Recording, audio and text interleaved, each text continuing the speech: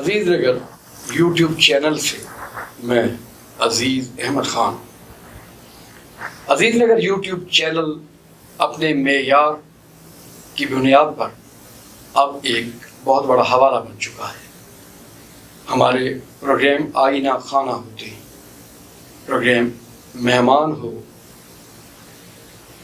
یا آواز، ان کا اپنا ایک انداز ہے، لیکن جو خوبیاں، جو اعتراف اور جو تکمیل کا انداز پروگرام آگہی میں ہوتا ہے اس کی کوئی نظیر نہیں ملتی. معاشی مشوروں سے متعلق اس پروگرام میں ملک کے معروف قانون دان Rao Muhammad Iqbal advocate Supreme Court of Pakistan اپنے خطے سے، پورے ملک سے بلکہ بیرون ملک سے موصول ہونے والے ناظرین کے معاشی مسائل کے متعلق پوچھے گئے سوالوں کا جواب دیتے ہیں. آج بھی وہ ہمارے اسٹوڈیوز میں موجود ہیں، ان سے بات کریں گے. لیکن سب سے پہلے میں اس پروگرام کے پروڈیوسر اور ڈائریکٹر جمان خان کی جانب سے ان کا شکریہ ادا کروں گا. میں آپ کو اس پروگرام کے پروڈیوسر جمان خان کی جانب سے اور اپنی جانب سے عزیز نگر کے لائیو اسٹوڈیوز میں خوش آمدید کہتا ہوں. Thank you very much. Bahawal پور سے تنویر گیلانی پوچھتے ہیں کہ میں ایک محکمے میں ملازم ہوں، میرے خلاف محکمانہ انکوائری جاری ہے، لیکن اس میں میرے ساتھ زیادتی یہ کی جا رہی ہے کہ انکوائری کو ابھی تک فائنلائز نہیں کیا جا رہا. اس کے بعد پروموشن بورڈ کا مرحلہ آنے والا ہے. ظاہر ہے میری بھی کچھ توقعات اور خواب ہیں. مجھے کہا جا رہا ہے کہ آپ کی پروموشن ڈیفر ہو جائے گی اور میں پریشان ہوں. راؤ صاحب ذرا مجھے بتائیے کہ لیگلی میرا کیا اسٹیٹس بنتا ہے؟ دیکھیں جی، جیسے کہ وہ فرما رہے ہیں کہ ان کے خلاف ایک انکوائری جو ہے پینڈنگ ہے جی، اور ڈیورنگ پینڈنسی جو ہے ان کی پروموشن بورڈ بھی بیٹھنے والا ہے اور ان کو یہ تحفظات ہیں اس وجہ سے ڈیفر کر دیا جائے گا. جبکہ اس وجہ سے ڈیفر نہیں کیا جا سکتا، اس کے اوپر تو honourable supreme Court of Pakistan کی بھی اس پہ اتھارٹیز آ چکی ہیں کہ جو mere pendency of any inquiry جو ہے نا does not can be hurdle in granting the promotion جب تک کہ اسے سزا نہ ہو. لہٰذا یہ ہے کہ انکوائری صرف ہونا ہی سفیشینٹ نہیں ہے، تو اور یہ وجہ جو ہے ان کے لیے جو کاز نہیں پیدا کر سکتی کسی بھی صورت کے ان کو ڈیفر کیا جا سکے. تو اگر کوئی ایسا وہ کریں گے تو یہ سراسر غلط کریں گے، اور honourable supreme Court of Pakistan کے جو اس پر ڈکٹمز بھی ہیں، پرنسپل بھی ہیں، جو ڈائریکشن بھی ہیں، تو وہ اس کی وائلیشن ہوگی. جبکہ آرٹیکل 189 آف دی کانسٹیٹیوشن کے تحت تمام ادارے high honourable supreme Court of Pakistan کی ہر قسم کی جو بھی ڈکٹم ہے، پرنسپل ہے، وہ لے ڈاؤن کیا جائے گا، اس کو فالو کریں گے. یہاں سے عبدالصمد صاحب کا ایک کوشچن ہے کہ میں نے ایک ریٹ پیٹیشن ہائی کورٹ میں فائل کی تھی جس میں محکمے کے ملازمین کا اسٹیٹس متعین کرنے کی استدعا کی گئی تھی، اور میری ریٹ پٹیشن کے نتیجے میں ایک لارجر بینچ تشکیل دیا گیا تھا. لیکن لارجر بینچ کسی نتیجے پر پہنچے بغیر، جہاں کوئی اور تو بات نہیں کر سکا، لیکن انہوں نے میری پروموشن کے بارے میں ڈائریکشن صادر فرما دی تھی. محکمے نے اسے کنسیڈر نہیں کیا. پھر مجھے کسی نے کہا کہ میں اس کے خلاف توہین عدالت کا کیس فائل کروں. ایک قانون دان سے مشورہ کیا تو انہوں نے کہا کہ چونکہ یہ لارجر بینچ سے ریلیٹ کرتا ہے تو اب بھی اس کے نتیجے میں ایک لارجر بینچ ہی آپ کے استدعا کو سنے گا. آپ چونکہ قانون پر بڑی دسترس رکھتے ہیں، ذرا میری رہنمائی فرمائیے. دیکھیں جی، سب سے پہلے تو میں عرض کر دوں، ہم سب طالب علم ہیں، علم کی طلب میں رہتے ہیں، اور ڈے بائی ڈے اپنے نالج کو ہم نے جو ہے نا اپڈیٹ کرنا ہوتا ہے، کیونکہ نئی نئی اتھارٹیز آتی ہیں، نئے نئے قانون سازی ہوتی ہے، ان کو دیکھنا ہوتا ہے. تو لہٰذا میں یہ عرض کرنا چاہ رہا ہوں کہ جیسے کہ وہ فرما رہے تھے کہ ایک ریٹ انہوں نے ہائی کورٹ میں under article 199 of the constitution file کی، اور اس ریٹ میں کسی بھی ادارے کے ملازمین کا تعین کرنا تھا، weather public servant, civil servant یا ماسٹر اینڈ سروینٹ، جو بھی تعین کرنا تھا اس کے لیے ایک لارجر بینچ کو جو ہے نا تشکیل دیا گیا. اب لارجر بینچ اس نتیجے پہ جیسے کہ فرما رہے نہیں پہنچا. البتہ یہ ہے کہ انہوں نے ایک ڈائریکشن دے دی محکمے کو کہ ان کی پروموشن کو ہے وہ جو فورتھ کمنگ یا جو بھی مطلب ڈی پی سی ہوگی اس میں بورڈ میں کنسیڈر کیا جائے. اب یہ کہ وہ کنسیڈر نہیں کیا گیا. اب اس کی جو ہے مطلب محکمے کے جو آفیسرز تھے جن کو ڈائریکشن ہوئی تھی انہوں نے non compliance of the court order کی ہے, اس کے اگینسٹ ہے. وہ جو ہے کنٹیمپٹ میں اگر جانا چاہ رہے ہیں تو کنٹیمپٹ میں ضروری نہیں کہ لارجر بینچ کے خلاف لارجر بینچ ہی سنے گا, کیونکہ وہ ریٹ تھی اور سنگل بینچ میں دائر ہوئی تھی, بعد میں لارجر بینچ بنا تو وہ سنگل بینچ میں ہی ریٹ وہ جو ہے اس کی امپلیمنٹیشن یا اس کی سزا کے لیے وہ ہے کنٹیمپٹ جو ہے سنگل بینچ میں دائر کر سکتے ہیں. لارجر بینچ کا ہونا ضروری نہیں ہے اور نہ اس کے لیے ریکوائرڈ ہے, اس کے لیے وہ سنگل بینچ میں ہی جا سکتے ہیں. تو لہٰذا یہ کہ سنگل بینچ میں وہ فائل کریں. اگر آفس جو ہے آبجیکشن لگاتا ہے وہ آبجیکشن میں ہی اس کو ایز سچ جو ہے اس کو پلیس کرائیں بیفور مطلب ہے کہ کورٹ, اور اس کو آبجیکشن کو جو ہے اوور رول کرائیں اور اس کے بعد اس پہ نمبر لگے گا. پھر وہی ہائی کورٹ میں جو ہے نا سنگل جج صاحب اس کو سماعت کا مطلب سماعت کے لیے منظور کریں گے. ڈاکٹر صاحب اچ گیلانی سے قیصر نقوی کا ایک کویشچن ہے. وہ کہتے ہیں کہ میں پچھلے سال نوکری سے ریٹائر ہو گیا تھا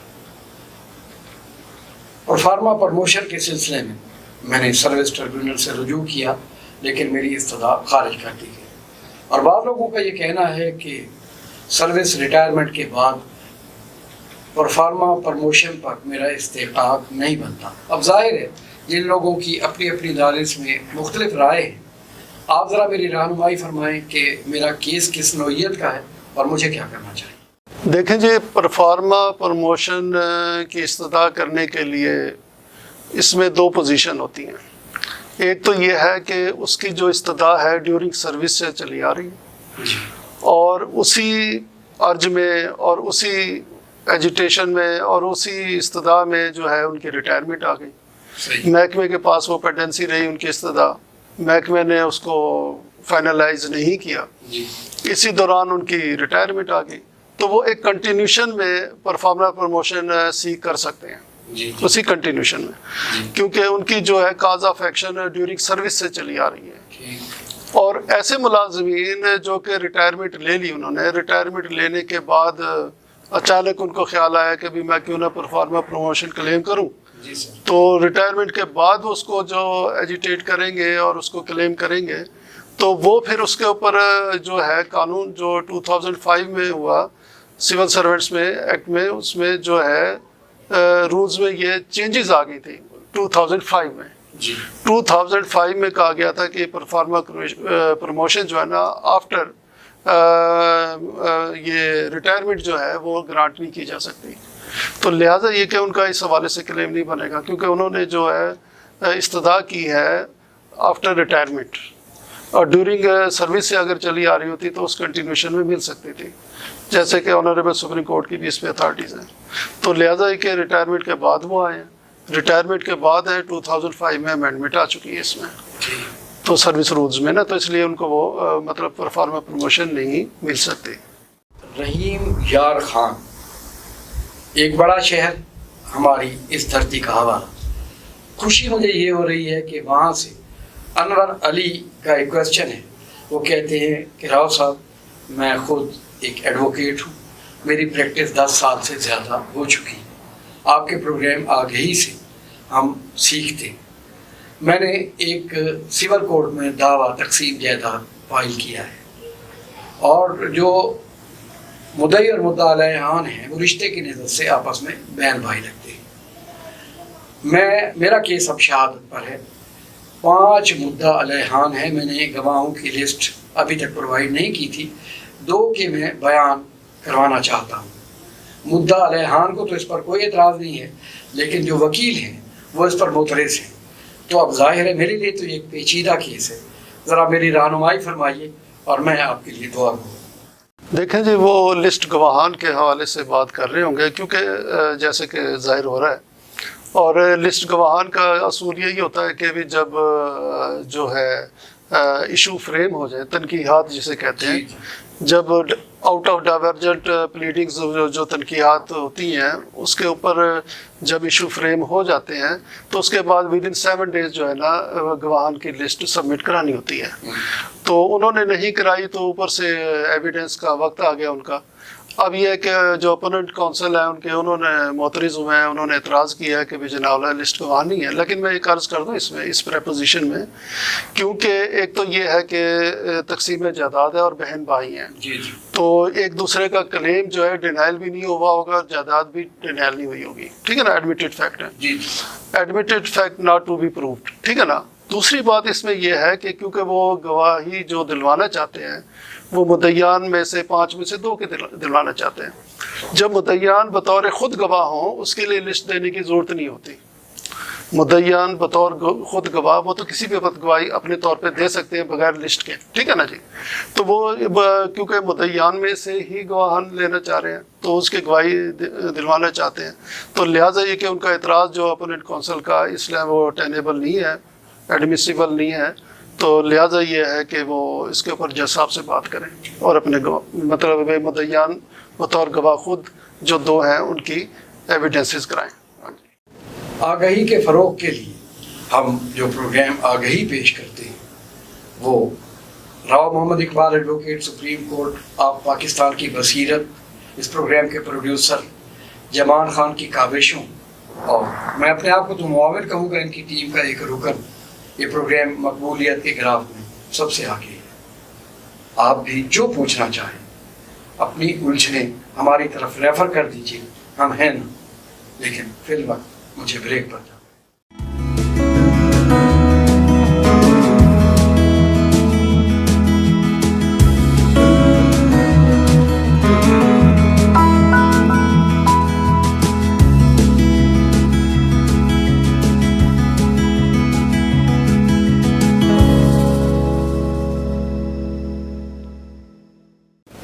ویلکم بیک.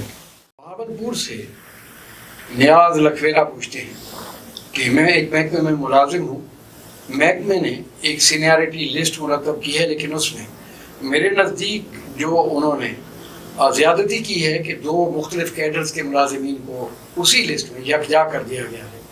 تو میرے خیال میں اسے پہلے سارٹ آؤٹ کرنا چاہیے تھا. راؤ صاحب بتائیے کہ کیا محکمے کا یہ اقدام قانونی اعتبار سے غلط نہیں ہے؟ دیکھیں جی, وہ جیسے فرما رہے کہ 2 مختلف کیڈرز تھے ان کو یکجا کر ایک کمبائنڈ سینیارٹی لسٹ بنا دی گئی ہے, جبکہ قانون اس کی اجازت نہیں دیتا کہ 2 مختلف کیڈرز کو ایک کمبائنڈ سینیارٹی لسٹ میں مطلب شامل کر کے ایک فائنلائز کیا جائے. تو اس کے لیے یہ ہے کہ اس کے اوپر وہ اعتراضات جو ہیں وہ سبمٹ کریں بیفور کمپیٹنٹ اتھارٹی, جسے آبجیکشن کہتے ہیں. آبجیکشن وہ پٹ اپ کریں بیفور کمپیٹنٹ اتھارٹی اور انہیں کہیں جی یہ ہمارے آبجیکشن ہے کہ یہ کمبائنڈ سینیارٹی لسٹ جو ہے یہ غلط ایشو کی گئی ہے, ہماری سینیارٹی جو ہے کیڈر کی علیحدہ کی جائے, دوسرے کیڈر کی علیحدہ کی جائے. تو اس کا طریقہ کار یہی ہے.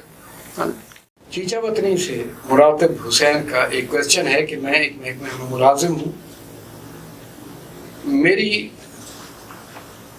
رولز END 1975 کے تحت دوبارہ انکوائری ہو رہی ہے. میں نے لوگوں سے کنسلٹ کیا ہے اور مجھے یہ بتایا گیا ہے کہ یہ رولز اب منسوخ کیے جا چکے ہیں.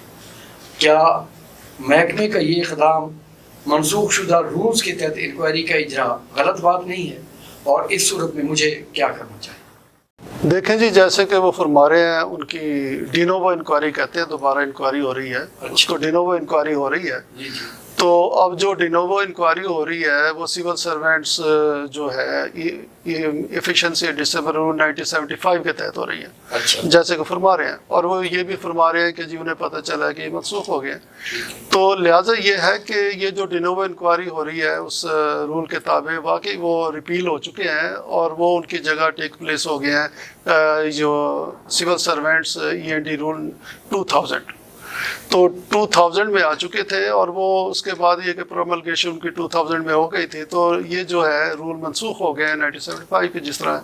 تو جو منسوخ کردہ جو رولز ہیں, ریپیلڈ رول ہیں, اس کے تحت انکوائری نہیں ہو سکتی, وہ without having and legal effect ہوگی.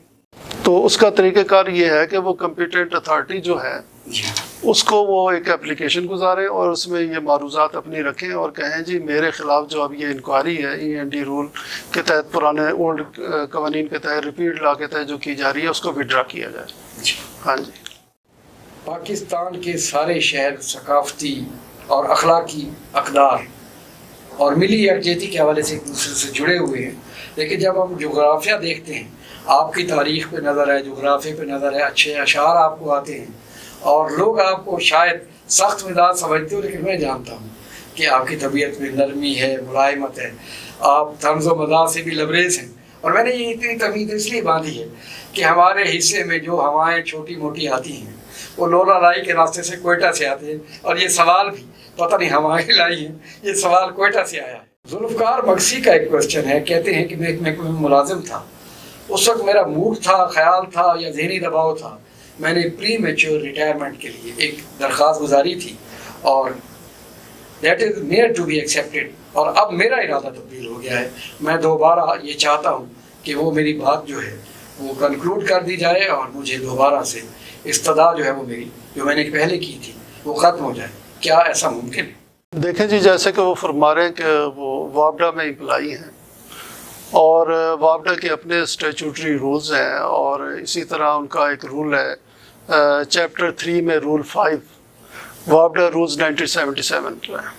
اس میں جو ہے رول 5 جو ہے چیپٹر 3 میں ہے، اور جو ہے وابڈا رولز 1977 میں اس کے تابع وہ ایک درخواست گزاریں، اور اس میں یہ درخواست گزاریں کہ اس طرح انہوں نے پری میچور ریٹائرمنٹ کے لیے ریکویسٹ کی تھی، تو وہ ابھی فائنل اٹین نہیں ہوئی، تو ابھی وہ انڈر پروسیس ہے، تو لہٰذا میں اس ریکویسٹ کو جو ہے وڈرا کرنا چاہتا ہوں. تو لہٰذا یہ ہے کہ وہ میری ریکویسٹ وڈرا کی جائے اور مجھے سروس میں کنٹینیو رکھا جائے، تو وہ دے سکتے ہیں اپلیکیشن. ہوں جی. ایک کوشچن ہے، اوصاف علی راولپنڈی سے پوچھتے ہیں کہ میں ایک محکمے میں ملازم ہوں، میرے محکمے میں ایک شخص سفارش کے بلبوتے پہ اور میری جگہ ڈیپوٹیشن پر آنا چاہتا ہے. ظاہر ہے معاش کا مسئلہ ہوتا ہے، پریشانی تو ہوتی ہے، لیکن انہوں نے دوسرا کام یہ کیا ہے کہ ہائی کورٹ میں میرے خلاف ایک وارنٹ ریٹ بھی دائر کر دی ہے کہ میں اپنے اسکیل میں جہاں اب کام کر رہا ہوں اس کا استحقاق مجھے نہیں ہے، میں 1 اسٹیپ ابو اس پر کام کر رہا ہوں. اب میں ایک دور عذاب میں مبتلا ہوں، میری رہنمائی کیجیے اور مجھے بتائیے کہ مجھے ان حالات میں کیا کرنا چاہیے. دیکھیں جی، جو صاحب ہیں وہ فرما رہے ہیں کہ وہ ایک محکمے میں آفیسر ہیں اور ایک پوسٹ پہ کام کر رہے ہیں. وہ صاحب ذرا ایک نیکسٹ ابو اسکیل پر کام کر رہے ہیں، اور لیکن وہ آن پہ اسکیل ہی ہوں گے لازمی. تو جب وہ اس پہ کام کر رہے ہیں تو ایک ایسا شخص آفیسر جو کسی اور محکمے میں ملازم ہے، وہ ڈیپوٹیشن پر اس محکمے میں آ کر اس سیٹ پر براجمان ہونا چاہتا ہے اور ان کو ہٹانا چاہتا ہے، کیونکہ سیٹ نہیں اویلیبل ہوگی تو اس کو ہٹا کر وہ آنا چاہتا ہوگا. اب سب سے پہلے تو یہ ہے کہ دیکھا جائے گا کہ بھی وہ NOC ان کو ملتی یا نہیں ملتی. دونوں سائڈ سے، دونوں محکموں سے NOC لینی پڑتی ہے اور پھر رپورٹ مانگنی پڑتی ہے اویلیبلٹی آف پوسٹ ہے یا نہیں. اگر پوسٹ اویلیبل نہیں ہے تو کسی بھی وقت وہ اگر وہ فل اپ ہو جاتی ہے اس کو ڈینائل ہو سکتا ہے جب تک کہ وہ ڈیپوٹیشن پہ نہیں آ سکتا، اور اگر رانگلی آ بھی جائے تو اس کو ریپیٹریٹ کیا جا سکتا ہے. سیکنڈ یہ کہ کو وارنٹوں کی جو لوازمات ہیں، جو اس کے انگریڈینٹس ہیں، اس میں ایک چیز بڑی اہم ہے. جو بدنیت شخص ہوگا یا جس کا اس میں ذاتی کوئی اس میں انٹرسٹ ہوگا، اور وہ جو قوہ وارنٹی کی ریٹ ہے وہ بدنیتی پہ تصور ہو گئی. جس افسر کے خلاف انہوں نے کی ہے سازر ہے، اس کو ہٹا کر خود آنا چاہ رہے ہیں جی. اور جب خود آنے چاہ رہے ہیں وہ، حالانکہ اس سے جونیئر ہے، جونیئر تو خود وہ جونیئر ہے، اور جو ان سے سینئر ہے اس کو ہٹا کے خود آنا چاہ رہے ہیں اس پوسٹ پہ جس کے خلاف وہ کہہ رہے ہیں جی وہ اسے نیکسٹ ابو اسکیل پر وہ کام کر رہے ہیں. تو یہیں سے پتہ چل جاتا ہے کہ ان کی بدنیتی ہے. تو جہاں پر یہ بدنیتی اس طرح کا معاملہ، وہاں جا کے کورٹ میں جواب دیں، اس میں ریٹرن جو ہوتی ہے جو بھی کمنٹس ہیں اپنی طرف سے ریٹرن کمنٹس دیں، اور اس میں یہ ہے کہ یہ ساری چیزیں رکھیں، یہ ڈاکومنٹ لگائیں. تو جہاں پہ بدنیتی پہ مبنی ہوگی وہ جو ہے مینٹینیبل نہیں ہے، وہ لائبل ٹو بی ڈسمسڈ ہے. راؤ صاحب، وقت کا تو پتہ نہیں چلتا آپ کے ساتھ، حالانکہ قانونی مسائل اور سوالات ظاہر ہے وہ ایک اعتبار سے ایک حوالہ تو ہوتے ہیں لیکن تھوڑے مشکل بھی ہوتے ہیں. جاتے جاتے اس سے پہلے کہ میں آپ کا شکریہ ادا کروں، वजाहत किसी तरफ से मांगी गई है कि ये को वारंटो होती क्या है और ये किस तरह से दायर की जाती है और किन केसेस पे इसका इतलाक होता है। देखें जी, जो को वारंटो रिट होती है वो कोई भी सरकारी पब्लिक ऑफिस जो है, कोई भी पब्लिक फंक्शनरी में कोई उसको रॉन्गली होल्ड कर रहा हो, या कोई भी पब्लिक ऑफिस है अच्छा, कोई भी उसको रॉन्गली होल्ड कर रहा हो, उसको रॉन्गली होल्ड को, उस ऑफिस को रॉन्गली होल्ड के अगेंस्ट जो है हाई कोर्ट में एक रिट पिटीशन फाइल की जाती है अंडर 199 ऑफ द कॉन्स्टिट्यूशन। तो ये भी वही अंडर 199 ऑफ द कॉन्स्टिट्यूशन होती है। तो ये कि रिटों की मुख्तलिफ इकसाम है जिसमें ये को वारंटो एक अलहदा किस्म है। सही। तो ये सिर्फ यही होती है कि भी इसमें यह कि कोई भी रॉन्ग ऑफिस होल्ड किया जाए, उस ऑफिस को चैलेंज किया जाता है, तो कोर्ट उसको डिक्लेयर करती है कि ये ऑफिस जो है रॉन्गली होल्ड है, तो उसको अगेंस्ट उस पर फैसला देती है। लेकिन ये जो इनका मामला है उसमें मैंने बताया जहाँ पर को वारंटो ऐसा शख्स दायर करेगा जिसका उसमें पर्सनल इंटरेस्ट है, ना कि पब्लिक इंटरेस्ट को होना, तो पब्लिक इंटरेस्ट चाहिए ना। जब वो पब्लिक इंटरेस्ट उसका शो हो रहा हो और विद मैलिफाइड इंटेंशन होगी तो वो को वारंटो है मेंटेनेबल नहीं होगी। तो उसमें यह है कि कोई भी पब्लिक ऑफिस एक पब्लिक इंटरेस्ट के अगेंस्ट जो है होल्ड किया जाए, उसके अगेंस्ट को वारंट होती है। मैंने किताबों में पढ़ा, आप भी साहिब इल्म हैं, कि आसान इक़दामात के लिए रस्मी एतराफ़ की ज़रूरत नहीं होती, लेकिन एतराफ़ ज़िंदगी का अखलाकियात का तकाज़ा है। मैं आपका शुक्रगुज़ार हूँ कि अपनी बेपनाह मसरूफ़ियात के बावजूद आप प्रोग्राम आगही में अजीज़ नगर का ये सबसे मकबूल तरीन प्रोग्राम इसमें आप तशरीफ़ लाते हैं, मैं आपका एक बार फिर शुक्रिया अदा करता हूँ। आपका भी बहुत बहुत शुक्रिया, थैंक यू वेरी मच। कि कुछ दिनों के बाद ईद उल अज़हा की आमद की दस्तक सुनाई दे रही है। खुशियाँ मजमूई तौर पर इंसानों से रूठ चुकी हैं। माश ने लोगों को खुशियों से जहाँ दूर कर दिया है, वहाँ से उनसे उनकी ज़िंदगी से रानाई भी छीन ली। मैं एक इस्तदा करूँगा कि इस आलम में अगर किसी के पास इस्तात है, अल्लाह ने उसको तौफीक दी है, रिज़्क दिया है, तो वो नमाज़ें, रियाज़तें, इबादतें ये करनी चाहिए। लेकिन बड़ी इबादत इंसानों के दरमियान आसाइशें पैदा करना है। दूसरों का ख्याल रखिए, लोगों को ज़िंदगी का एहसास दिलाइए। इनसे ना सिर्फ उन्हें तहफ़्फ़ुज़ मिलेगा बल्कि हमारा मुल्क पाकिस्तान एक बार फिर खुशियों की उस मंजिल की जानिब चल पड़ेगा जिसकी तवक्को हमारे असलाफ ने की थी। इंशाअल्लाह आगही प्रोग्राम में फिर से लाता रहूँगा। अज़ीज़ अहमद ख़ान को इस शेर के साथ इजाज़त दीजिए। न बुए गुल न बाद सबा मांगते हैं लोग, वो हब्स है कि लू की दुआ मांगते हैं लोग। अल्लाह ने